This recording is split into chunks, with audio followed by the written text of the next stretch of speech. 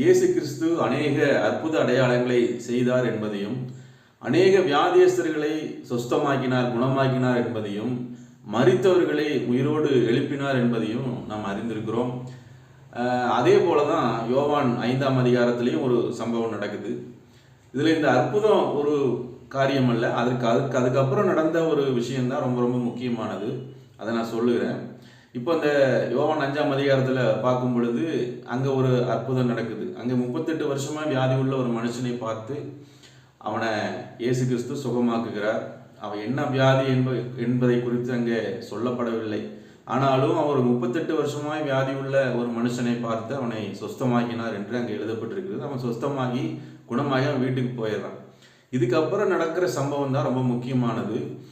இயேசு கிறிஸ்துவும் அந்த குணமான அந்த மனுஷனும் திரும்பவும் சந்தித்துக் கொள்கிறார்கள். இந்த சம்பவம் நடந்து சில நாட்களுக்கு பின்பு எங்கே சந்திக்கிறாங்கன்னா, தேவாலயத்தில் சந்திக்கிறாங்களாம். யோவான் 5ஆம் அதிகாரம் 14ஆம் வசனத்தில் நீங்கள் படிச்சீங்கன்னா அதில் அந்த காரியம் வருது. அந்த சந்திக்கும் பொழுது இயேசு அந்த மனுஷனை பார்த்து சொல்கிறாரு, 38 வருஷமாக இருந்து இப்போ குணமாயிட்டான்.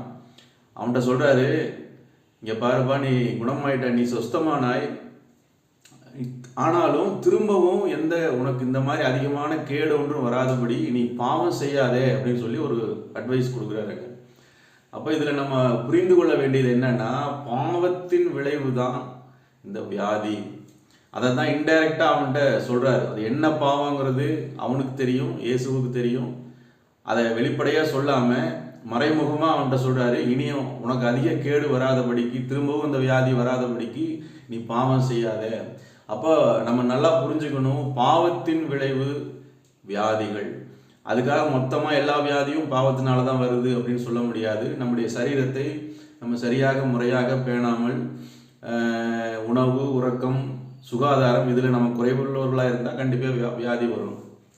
அதே நேரத்தில் சீசனல் டிசீஸ்னு இருக்குது. சளி, காய்ச்சல் இப்போல்லாம் பார்த்தீங்கன்னா எல்லா இடத்துலையும் சளி, இருமல், காய்ச்சல் அது இப்படி போயிட்டுருக்கு. ஸோ அந்த சீசனல் டிசீஸுக்கும் இதுக்கும் சம்மந்தம் கிடையாது. ஆனால் முக்கியமாக ஆண்டவர் சொல்லுகிற காரியம் என்னென்னா, பாவத்தினால இந்த வியாதிகள் வருகிறது அப்படியும் வருது. அப்போ பாவத்தினால் வருகிற வியாதிக்கு என்ன ஒரு பரிகாரம் அப்படின்னு பார்க்கும் பொழுது இயேசு கிறிஸ்துவே அதற்கு வழியாக இருக்கிறார். இயேசு கிறிஸ்துவை ஏற்றுக்கொள்ளும் பொழுது, அவரை விசுவாசித்து அவரை சொந்த இரட்சகராக ஏற்றுக்கொண்டு பாவத்தை அறிக்கை செய்து அவரிடத்துல பாவ மன்னிப்பாகிய மீட்பை, ரட்சிப்பை நம்ம பெற்றுக்கொள்ளும் போது அந்த வியாதியிலிருந்து நம்ம விடுதலையாகிறோம். அப்போ பாவிகளை ரட்சிக்க கிறிஸ்து இயேசு உலகத்தில் வந்தார் என்கிற அந்த வார்த்தை எவ்வளவு பெரிய ஒரு வார்த்தை, எவ்வளவு முக்கியமான வார்த்தை என்று சொல்லி நம்ம அறிந்து கொள்ள வேண்டும். அப்போ பாவத்தினால் வருகிற அந்த வியாதிகளிலிருந்து விடுதலை ஆகிறதுக்கு இயேசு கிறிஸ்துவே ஒரு வழியாக இருக்கிறார். மீண்டும் நாளைக்கு சந்திப்போம்.